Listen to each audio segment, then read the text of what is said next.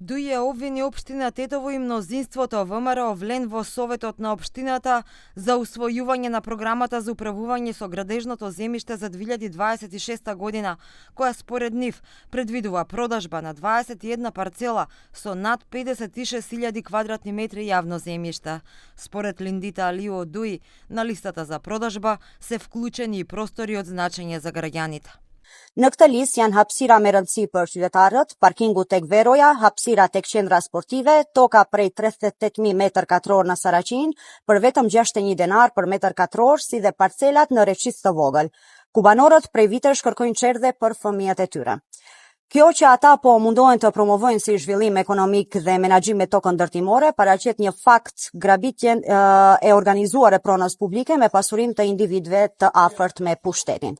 Prona publike nuk është pronë personale Bilal Kasamit dhe as e shumicës ВМРО Vlen. Ajo është pronë e qytetarëve të Tetovës.